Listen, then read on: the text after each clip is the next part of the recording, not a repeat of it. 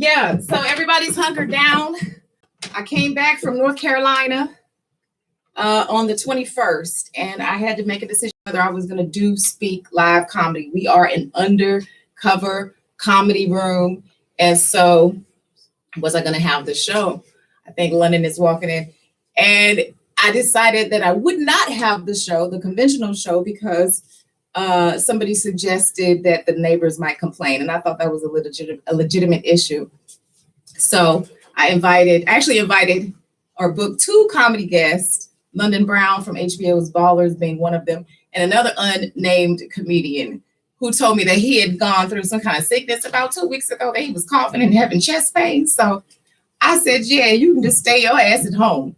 So one act tonight, and we're going to do a one-on-one interview, because here's what everybody's trying to figure out about stand-up comedy.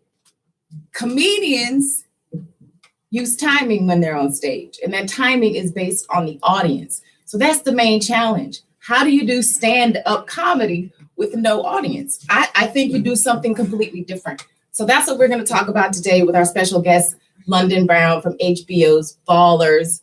Very good show. I've been following. I had to catch up. I'm on season 2. So his character on the show is Fat Reggie, and he's a very slim man. So he's still parking and coming in. But we're just going to talk. Listen, my children are at home. How have I been affected? My children are at home. And honey, let me tell you, they are not being homeschooled. Okay? There is no schoolwork. There is just homework. The only thing they're doing is laying around, just being lazy.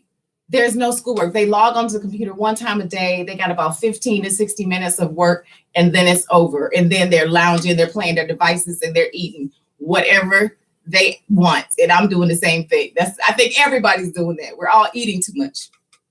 But I wish I could see your comments. I can't. My device is too far away. Hey, I see you guys waving. The human. Oh, I can't see you guys. But I will check in and reply to all of you. I really appreciate you guys coming on. It looks like I have 5 viewers on Instagram, and I can't tell what the hell's going on Facebook. But this is a beta test. I wasn't sure how I was going to do this, and it may change from week to week, but I guarantee you I will be doing something on this stage every Thursday night at 10 p.m. for Speak Live Comedy. I hope you guys are doing well. So Speak Live Comedy, if this is your first time tuning in, usually what we're doing in here is a full-on comedy show, right? This microphone, you really don't need it because it's a very small room. But yeah, we raise this mic up, and behind the cameras is a whole main room, and I can see 32 in here. And so for the last 3.5 years, we have been performing comedy in this room every Thursday night at 10 p.m. And we go till late. We go till everybody performs, because everybody knows that every comic that shows up goes up. That's our motto. So we are a nonprofit. SpeakLiveComedy.com is where comedians can go for relief right now, currently, and this may change, but the relief that I offer is emergency food, emergency shelter, and then business resources. So if you need some help with Photoshop or website or marketing for your brand, you can go to SpeakLiveComedy.com and apply for relief. So for going on 4 years, July 7th will make 4 years that we've been doing this. We've had names, everybody from Keenan Ivory Wayans, Sean Wayans dropped in on us. Damon Wayans Jr. has performed here. Craig Robinson has dropped in on us a couple times. Chris Spencer has dropped in on us. And then a whole bunch of veteran comedians that the public may not have heard of, but who certainly know their craft. And so they come to speak to work out new material. There's no phones, no social media. So you get to come here, get a long ass set, usually from 15 to 20 minutes, sometimes longer, and you get to work out new material. So no stage, as far as I know, there is no available stage in LA. So what I've done tonight is just a very fundamental beta test where I've booked one comedian. I literally came up with the format of the show today, And when London gets here, which as far as I know, he's parking, we're going to run through a few questions. We're going to interview him. And then I've got a little fun speed round of questions to ask him, very difficult questions. And so stay with us, guys. Just hang in there. Okay, we down to, we still in the single digits, but it's okay. Yeah, if I turn my legs in like that, does that help? Will you stay longer? Will you stay with us? That does not look classy. Okay. I think that's London. I hear somebody.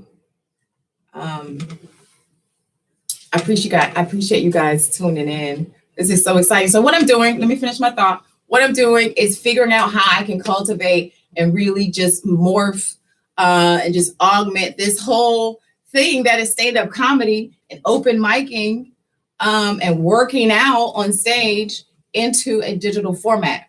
I will tell you that I am looking into several conferencing apps, some of which are free and some of which you have to pay for. The ones you have to pay for are way cooler.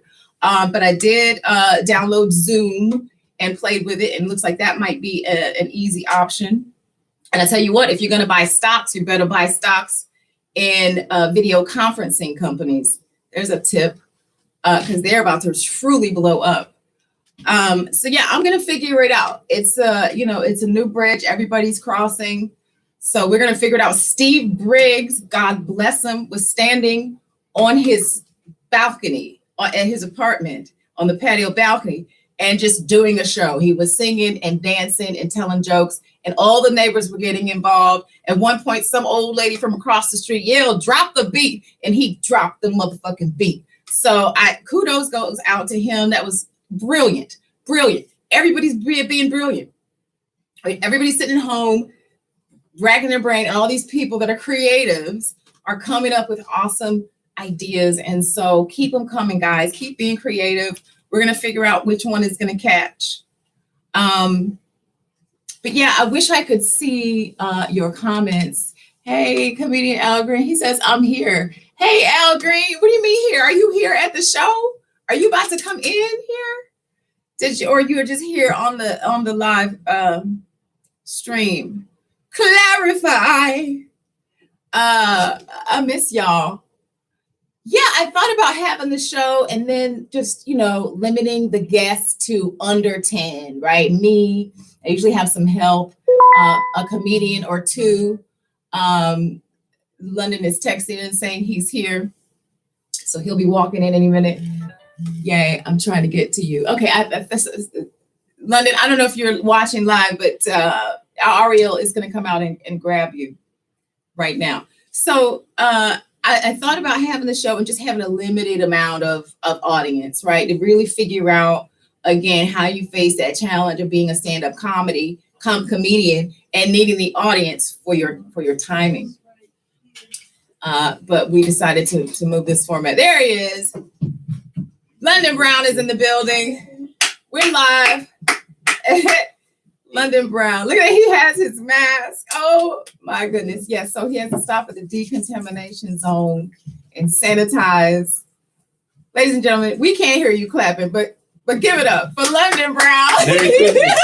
How are you? From Ballers. Can we hug? Oh my God. Dude, what kind of hug was that? I didn't know what the line was.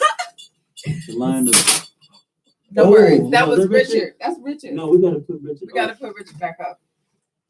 Hold on. So my question to you, my first question, I was going to take the mask off. Thank you. I wasn't sure. I try to be present. How you doing? First, thank you for your patience. I appreciate you. No, it's okay. I mean, we Black. I know what it is. No, I don't want to be in that group. I don't want to be in that group. Okay.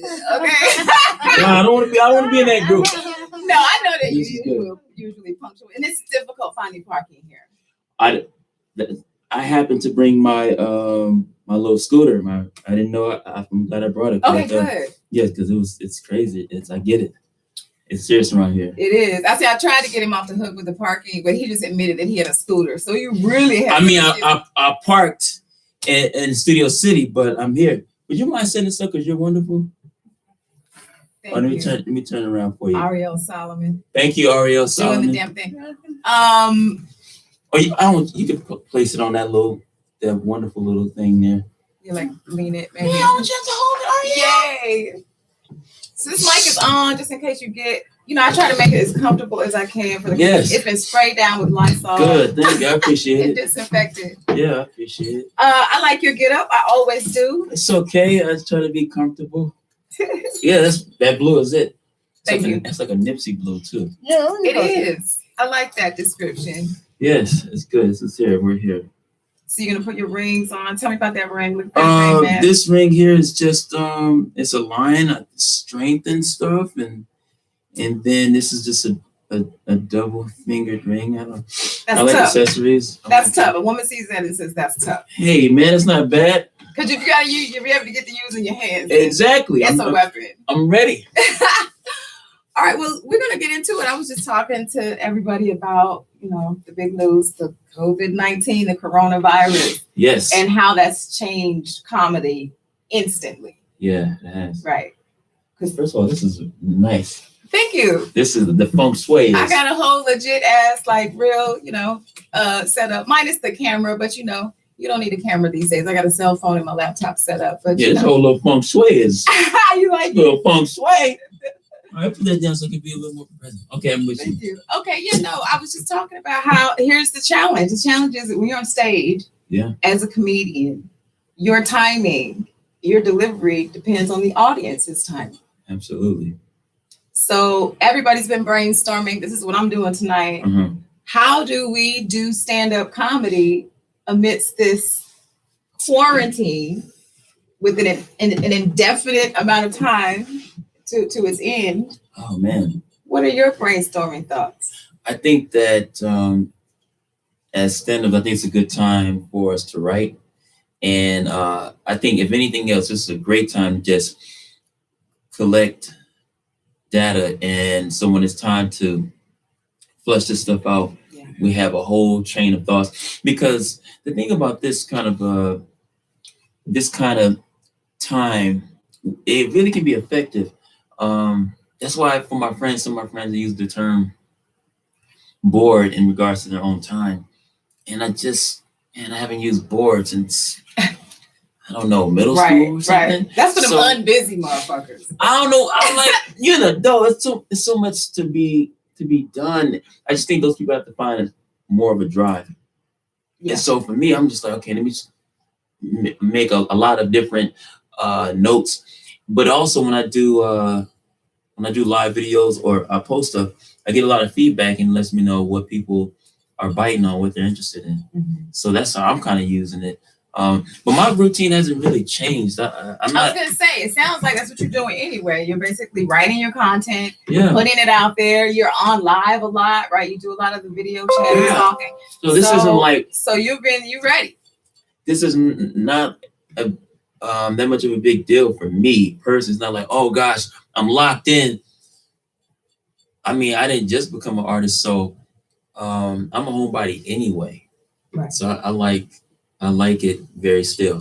So this is good for me. So where are you from? I'm from LA, South Central LA. How about that? And a homebody. Yeah, and where are your parents from?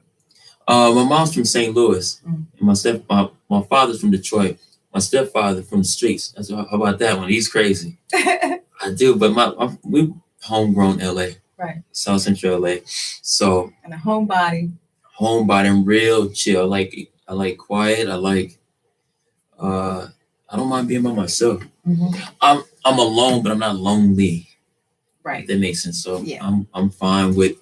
One thing I haven't done by myself though, I haven't gone to the movies by myself. Never done that. Is that a goal? I used to do that all the time in my 20s. I like.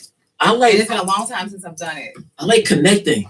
I don't like a busy theater. I like going when it's really empty. Yeah. But I like connecting and laughing and during the film. A little bit. I don't know. I just haven't done that by myself. This is what we'll do. We'll compromise. You and I will go to a movie and sit on opposite sides of the theater, and then see how you feel. Maybe that's a cool little. I didn't think about that. Right. Going to the movies, but with somebody and sit on the. I didn't think about that. You get both ideas. There you go. I did not think about that. Oh wow! So I have a few questions for you. We're going to talk about everything from fashion to ballers to stand up. But do you miss How was the last time you performed on stage? Speaking of stand up. Man, I was out in New York and I was supposed to do a show the Wednesday right before it all hit. Yeah. So it's been a minute because I had started working on a project. So I would say actually on stage. Yeah. My last club was probably a month. And how's that feel? And that's a long time for me. It didn't feel like I was totally disconnected. Because you couldn't go. Right. Right. If you did it, if you could go and didn't go for 30 days. Right. That's you should different. feel like an asshole for That's real. totally different. Right. So I just was was able to flex the comedy muscle in a different dynamic. That's all. But I do miss the stage. That's one thing about this whole this process is like, I want to hit the stage. Yeah. Yeah. So I wasn't sure who was going to come tonight. I have a brother. Now we country. We are homebodies. Okay. We are country. And he's actually my roommate. This is my home. And so he said he was going to come out and help me with the audio. But this nigga fell asleep. So he's not coming out. And the idea was that initially, somebody in there was asleep, but a grown person. So the idea initially was that if I was going to have the show on Thursdays during the quarantine, one, I would be, in a sense, breaking rules because I would be having a social gathering, but I was going to limit the amount of guests to, 3 or 4. And so tonight there are 3 people in this room. I think that if my brother had come out, or maybe we can just, go for it at the end of my questions, right? We're going to have an interview format. Okay. Maybe you could tell a couple jokes. I don't know. I don't know how this is a stage. You're on the stage. Right. So we'll see how it goes. All right. I can join the audience. But let me look. I did have a couple questions about stand-up that we probably already covered, but let me just look and see what I prepared. Yay! You don't mess around. Yeah, I don't. I tend to overdo it. Inspiration all over the place. This is it, folks. And then it's my first time here. Right. This is the first time you've been to this location. Your name is on the wall. Folks out there can't see that I have a couple of talent boards. These are black background with and I've got signatures of many of the people that have performed on the stage. And you're up there at the top. I don't know if you can see it. It's sort of just hey, look at that. Yeah, London Brown 2016. Come on, somebody talk to me. It's 2020. That's right. I was about to say 2019. It's 2020. It is 2020. Yeah, so I don't know what month that was, but we're going on 4 years. So now you know where we are. Yes, absolutely. So when all this shit gets all the way through the fan. Yes. Yeah, you got to come back. Now that you know. Absolutely. And bring your scooter because parking is bad. Absolutely. So yeah, a couple more questions that's about stand-up. How long have you been doing stand-up comedy for those that really, don't know that side of you? A lot of people know you from the show on HBO Ballers, but they don't know that you're a comedian. Yeah, I've been doing stand-up now 10 years now. Yeah, 10 years. And you started? I started like fall of 2009, I think it was, something like that. Is that right? Yeah, that's and why? Why did you start? What was your calling? Everybody has a different story. I come from theater, so I remember after doing theater feeling like a void because of the live performance aspects of theater. And when I graduated high school, I was just like, damn, I'm gonna get this again. So I was still doing theater and touring. And then my very first time doing stand-up, or I don't even want to call it stand-up, but in front of people making them laugh. I remember I did a talent show when I was like early high school, something like that. And then after that, I got a job after high school for the Los Angeles Times newspaper. So I was selling the paper, and that's where I started learning some Spanish and just trying to hustle the paper in whatever way I could. Okay. That meant making people laugh, whatever. Okay. So then my boss said, we got a job talent show. Why don't you tell some jokes? I didn't really have any jokes. I remember one of my jokes was like something corny, like what kind of, I said, if Jeffrey Dahmer, I wonder what Jeffrey Dahmer eats for breakfast, or if he had a restaurant, what would he have? I said, I think he had like cinnamon toast nuts and bacon and legs. It was some hokey. And they laughed. They laughed, but my impersonations were really sharp at that time. And then I went away to school and started studying arts and dance, stuff like that. And then I started doing theater. And then now that brings me to I was a teacher actually at the time. I forgot. Really? So I was a teacher, and the principal, they were doing a fundraiser to raise money for the kids, and it was a comedy show. And what subject were you teaching? I was teaching theater arts. Okay, what? And then I remember they had they had a comedy. They had a comedy show. I think the principal, somebody signed me up to do it, and I did it. And I was like, oh shoot, I get the same titillation that I get from doing theater. And then I started working open mics at the Comedy Union. And then 2 years later, I ran into Chris Tucker in the club, and then I toured with him for a few years. Nice. And then that's kind of some of that. Right. And then how long had you been in the game when you went on tour with Chris Tucker? A year and a half. It was a year and a half, and that's a short time. Just to put that in perspective, most people aren't funny enough to go on tour with Chris Tucker at a year and a half in the game. It worked out. I think, fortunately, how God works, I was trying to leave. I don't really hang out. So I went to the Improv to support my friend, Brandon Lewis. And it was his first time doing it, so I was trying to be a friend.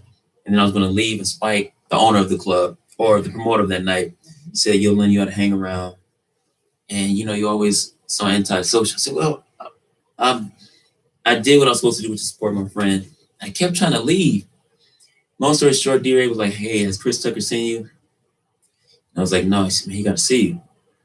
So he said, just, he goes on stage, introduced me to Chris on stage, and Chris told me to come up. I did like 5 minutes of whatever. Mm-hmm. We exchanged numbers, and then we went on the road. So that was cool, man. Dope. Shout out to Chris Tucker. Dope. You have to do that. Yay. So yeah, that's kind of a little bit of my story. And then you're always grinding.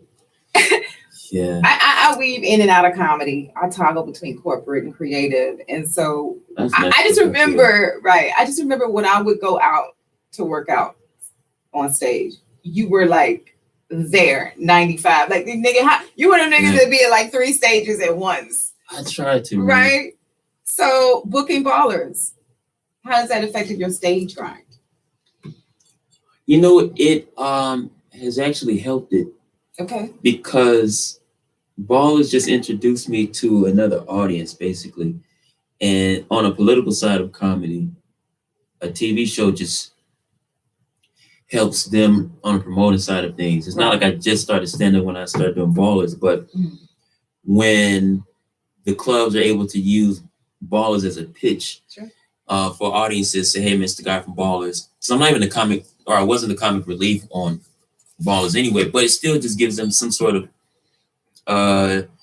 TV, something that people can connect to. They can hook on. So it definitely helped me to start headlining my own dates, just because it was a selling point. And I was able to bring. Scary? It wasn't scary, but it takes a lot of tenacity and a lot of focus, because lots of people still haven't been introduced to me. Right. So when I go out to a city, it's cool. I make the money, but the thing is like 300 seaters, and there's 25 people out there, and I have to do 45 minutes to an hour because they're paying me to do 6 shows. Okay. It's like you said 300 seats. Right. 25 people. 25 people sometimes out there. Right. And then as the better nights, maybe a Saturday or Sunday, people fill up, but it's no joke. That's when it starts to feel like work. Because it's like, dang, I got 45 minutes to do. It's totally different when you do something like a Laugh Factory and the room is crowded and the energy is, you blow past your time. But on the road, ooh-wee. But it's been good. That's why people can't take that away from me when all of this turns over, because I know, I've done the work. Right. You have definitely done the work. You're one of the hardest work people in Hollywood. People throw that term around a lot, but I tried to, because I don't have a backup plan, man. So what was that? I tried to, because I don't really have a backup plan, and I know it's more than just me more than me that, like, I have my place in my car, my food, I'm cool, my pair of shoes, but my family still depends on me. There are a lot of people that I still help. So the grind that you see, I'm driven by more than just my own success of ideas, So it's all right. That's how it is. That's how it is. As well it should be. Yeah. That's right. And your mother's well. Everybody's. Yeah, my mother's cool, man. You She's close real. with your mother. Yeah, I am. Whatever I tell people all the time, whatever people qualities that people find to be endearing of me, I think they come from her. I owe that to her because I never want to embarrass her. Is what I think about when I do whatever.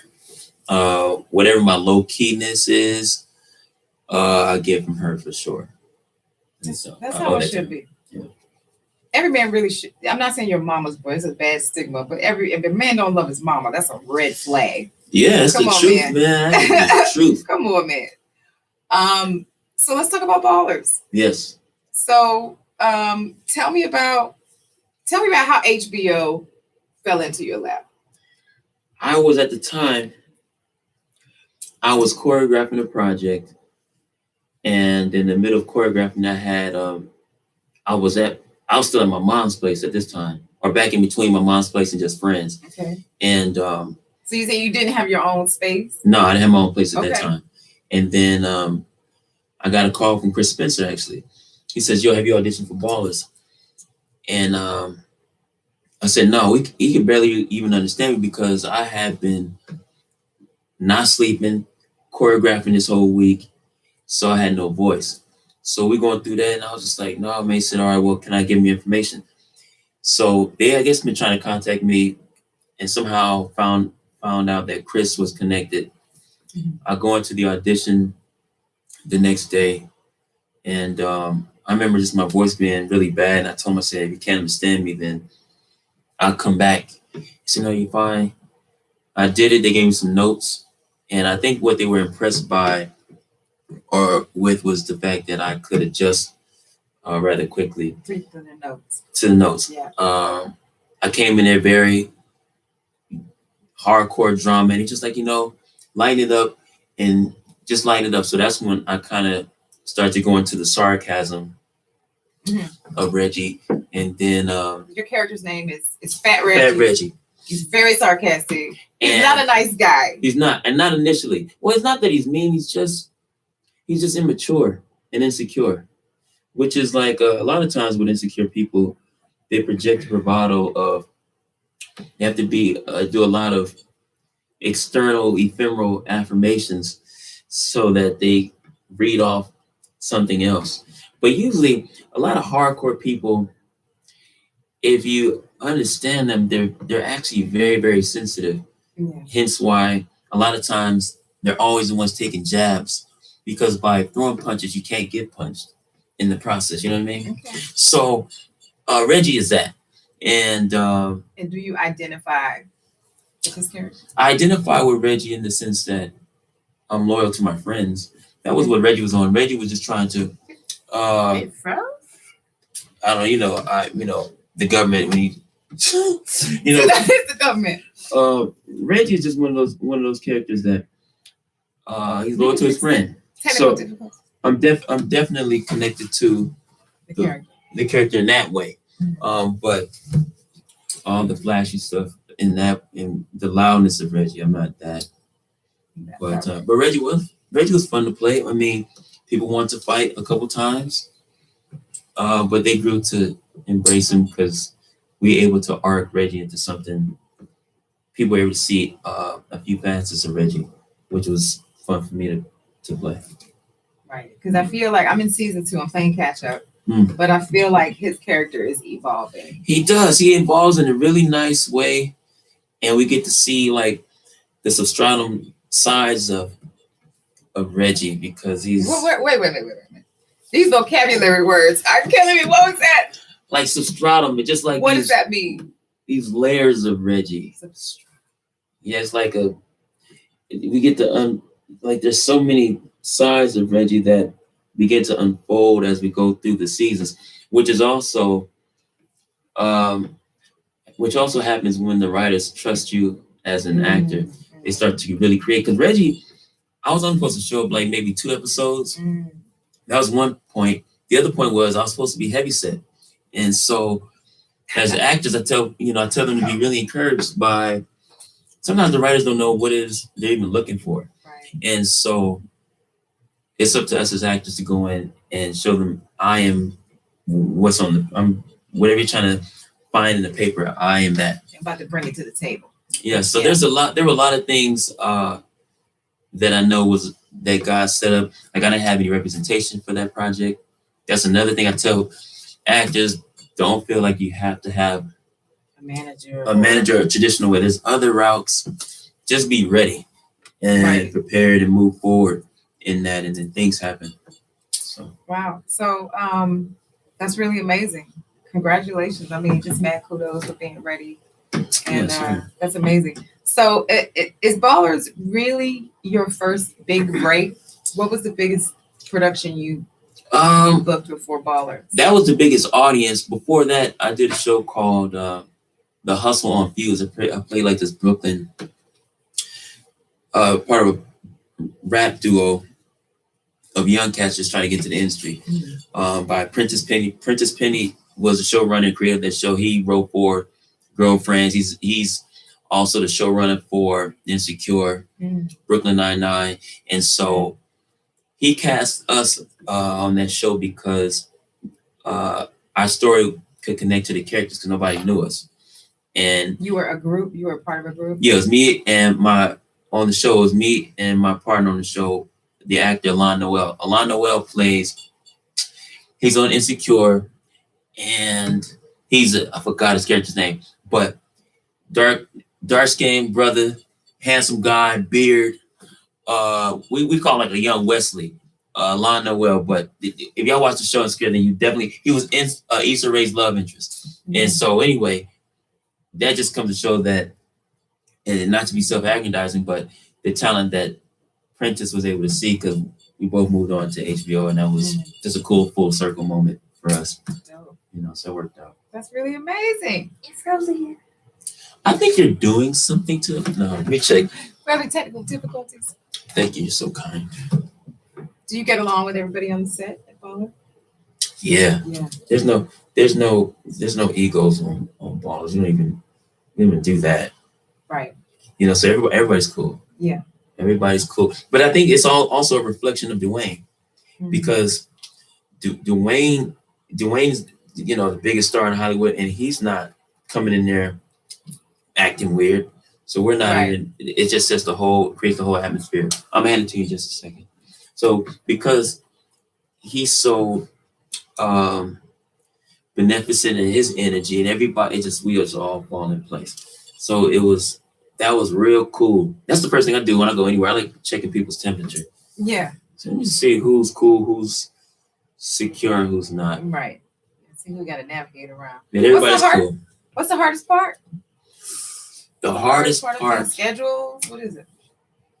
Is it just all goodness from the brooder to the tutor? I think the man, because I had to be careful to make sure when I find myself even thinking about complaining, really put myself in check, because I asked for this. So I'm aware that I manifested it. So I think the hardest part might be maybe getting up for the gym before I would go to set. That's just a discipline. Right. I never like going to the gym. I'm not a gym guy, but you certainly go a lot, because you have to stay in shape. I just feel like it creates a different kind of focus, and for the trajectory of where I'm trying to go, I know as a leading guy, it helps to be in shape. So I know where I'm trying to get to. So I'm like, okay, let me start working on this now. Trying to get to. Okay. You can't tell at home because when he has on very dope outfit. But ladies, go to his page. Next time he goes live at the gym, just check it out. The biceps are out of control. I am not. I don't know where you're trying to get to. I just, you must be trying to get to. It's just like, for example, Will Smith was Will Smith. What's the purple dude with the rings? You try to No, I'm about to tell you. Just like, Will Smith, when he did, Will Smith was, do you mind so kindly? Thank you. So when Will Smith was the Fresh Prince on Fresh Prince. But when he did like when he got put on his weight, then he became like Will Smith. Give me another example. Bad Boys. He started to change. Right. Michael B. Jordan was just Michael B. Jordan. Oh yeah. But when Michael B. You see that reaction? Exactly. When I saw him. Exactly. It changes when you get your take name. all the human spikes and all them bumps and all that. Yeah, he had an amazing body. So when that's a transition, then I'm just going. I said, let me go into my own version of that because it's just a different presence on screen. Okay. Well, we are certainly watching. Yes, I'm. So let's talk about fashion while we're talking about. Let's listen. You are clearly into looking good, right? You take care of your body. You always. I try to look good. Do you see yourself? Because I do, and I don't know if others do, but do you ever see yourself owning London Brown's fashion line? You know, thought about? I think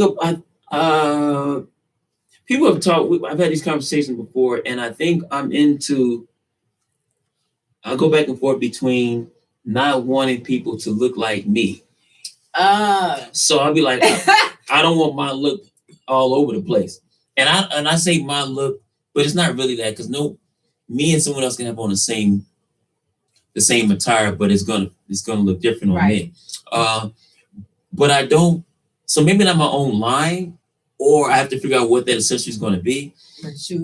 Something. Right, I don't know what the thing is going to be.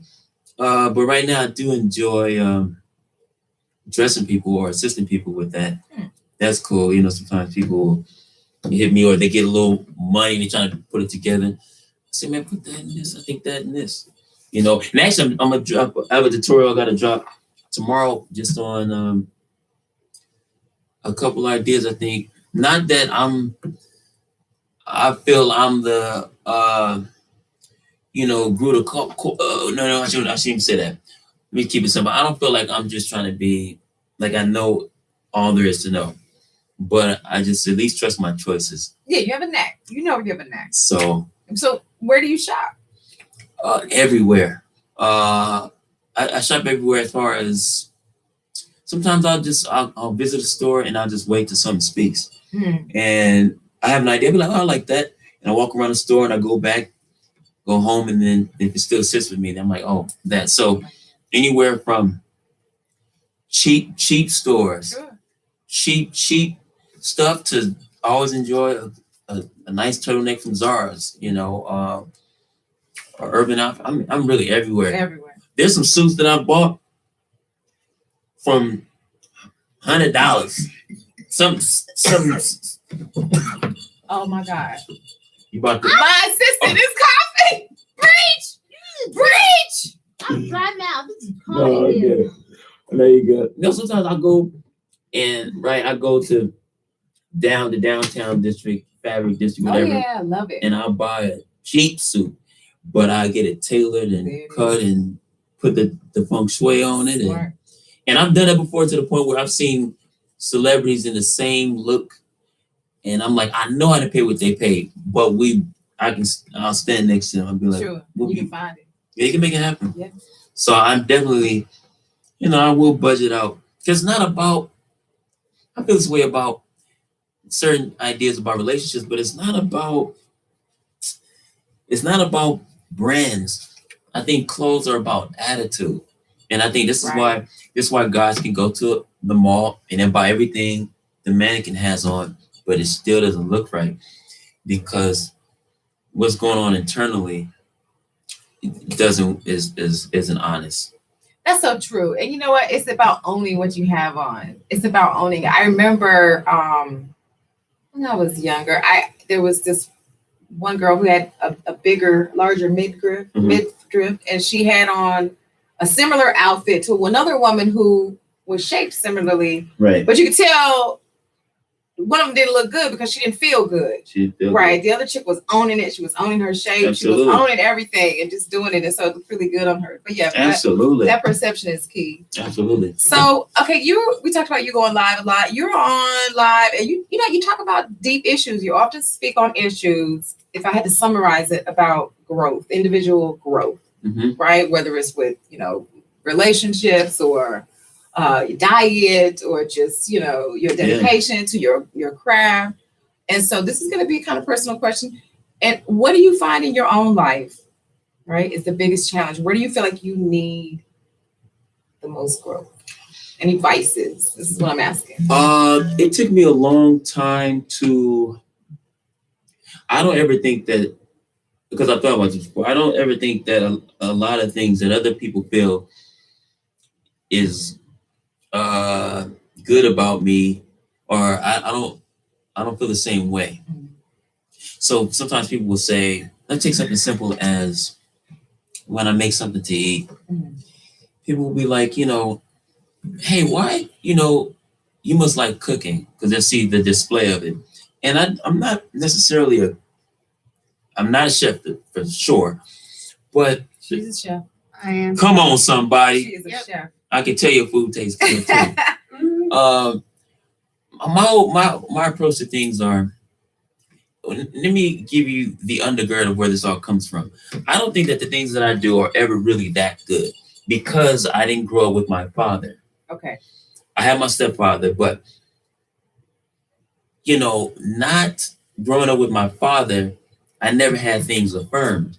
Okay. So now as an adult and understanding that, I make sure that my approach to things is very focused and I try to do them very well. That's the only way I really kind of know by my own standards if That's what they're happens. good. We So- become imperfectionists.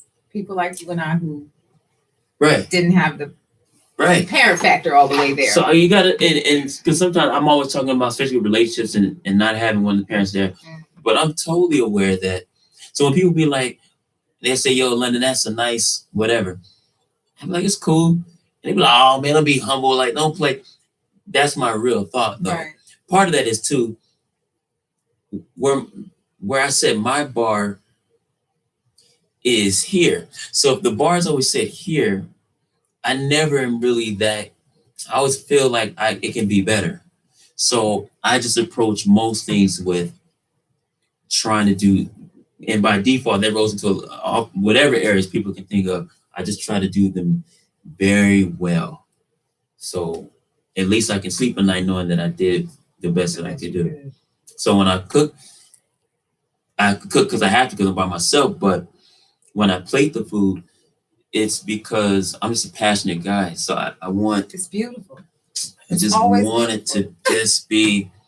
But but sometimes people are surprised. But it's not.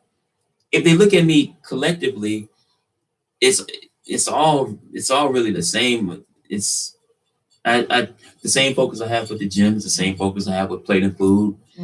The way I smell, the way I dress, or to stand up, whatever. You smell good. So I try to smell. I don't know. No. So yeah, that's just my approach to things. But in the same way, that's why I help others, so that they can reach that thing as well. Can we talk about your love life? Okay. Are you single? I'm focused. That's a no. That's Okay, that sounds like a lie. Yeah, no, it can sound like a lie. I believe it. I'm very. But again, if the work wasn't there to back it, then I can understand the doubt. But I'm very focused. Do you see yourself married, kids? I be thinking about that. Like, look, let me put it this way. I think about marriage a lot now. Okay, because you're how old? I'll be 39 in May. Okay. Yeah, You blackness. look young. But I think about that, but I just want to make sure I'm in the right position to provide and protect for her.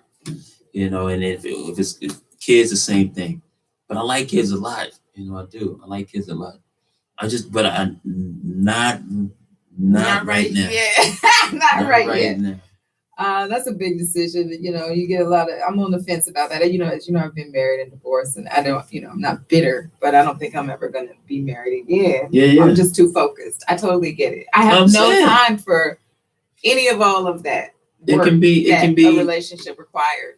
It can be a lot, but yeah, sorry, it's not bad. It's worth a dip, I suppose. It's worth at least one dip in the pool. So now we're gonna have another segment that's gonna be more fun. We're gonna finish up because we'll be on for about 40 minutes, which is longer than I thought we'd go. I'm gonna do a speed round, and Ariel, you're gonna be my timer. Yeah. You're gonna have an indefinite amount of seconds, so it may be 1 second, it may be 3 seconds. I'm just gonna move on. You know, I'm gonna ask you 5 questions, and you know your time is up when I ask you the next question. Some of these questions are raw. All right. It's only 5 of them, y'all, so we're getting ready to finish. And we still got people with us? Still people with us. Okay, this is a speed. I wish you had music, but I'm gonna have to work out the sound effects and stuff next week. Okay, and these are in no particular order. Voluptuous or fit? Fit. Okay. What is your greatest fear? Shoot. You about to run out of time. I will come back to that. Oh my God. I'm gonna come and leave it, even though that's against the rules. Who is your favorite person? Dead or alive? My mother. There it is. That's a good man, y'all. If he ever chooses to get married, that's a good man. If you could choose what your superpower would be, what would it be and why? My superpower would be peace. You be the peace man? Yeah. I want peace. How would you sprinkle? How would you get the peace to the people? Lightning bolts? Maybe so. I'd just be able to just create peace. Like a boomerang. Or love, maybe. I don't know. Just peace, love. That's dope. One of those. That's dope. That means you've got a heart. All right. Favorite position? Yes, I did. I'm gonna give you all the time in the world on this one. No. Favorite position, and I've done this breakdown before too. Okay. The thing about a favorite position is there's not ideally a favorite position because each woman is different. Depending on what the dynamic of that woman is, to put it this way, depending on the weight of the woman, determines the position. Really. So, okay, I'm going to leave that right there. I have many more questions, but the last question we're coming back to, what is your greatest fear? My greatest fear is not exhausting the possibilities of what I'm supposed to be. I don't want to feel like I didn't do what I was supposed to do while I was here. So I want to make sure I live out what I'm supposed to be. There it is, ladies and gentlemen. London Brown from HBO's Ballers. When can they see the show? I'll give you an exclusive. I'm actually working on another show. Yay! Yeah, Tell us all about it. And only why I'm even sharing this is because it's already out. Because I would not tell anybody about it. So you heard it first. We spoke about it, but Wait. I couldn't tell you about it. Well, I did. I could tell about it. I just didn't tell her about it. Okay. So anyway, we haven't. We got more to talk about. We do. We've been talking, and then. But yeah, I'll give you a tidbit. I'm on this little small show called Power, so that'd be okay.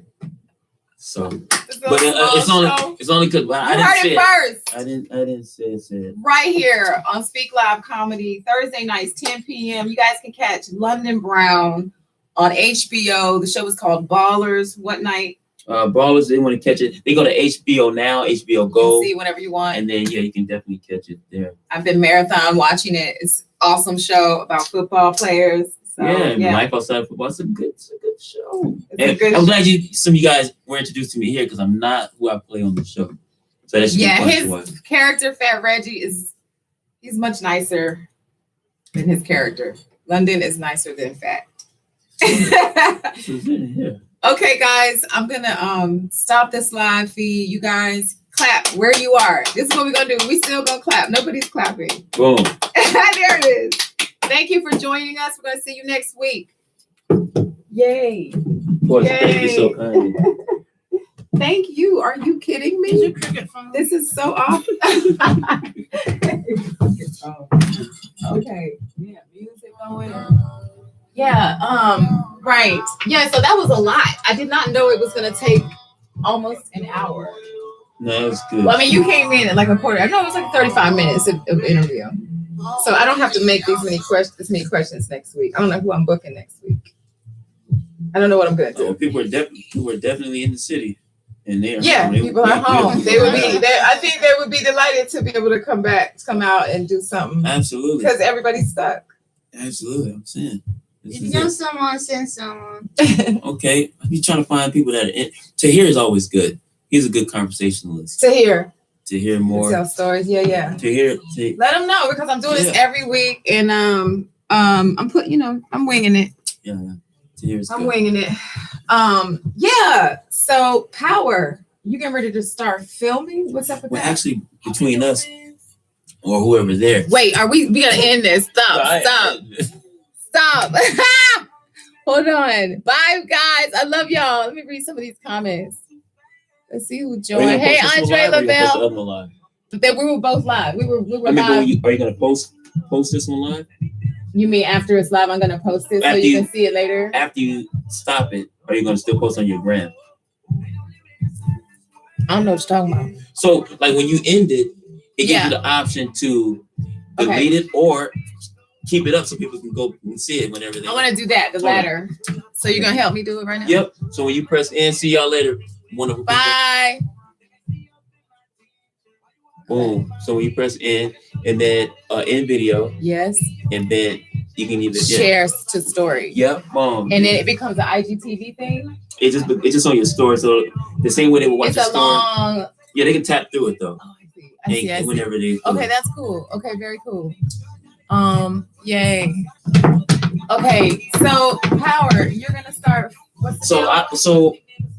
So I've been out. I was out there February, and then I had only been filming for about a month until they said you're gonna put a stop in production because everybody has to stop.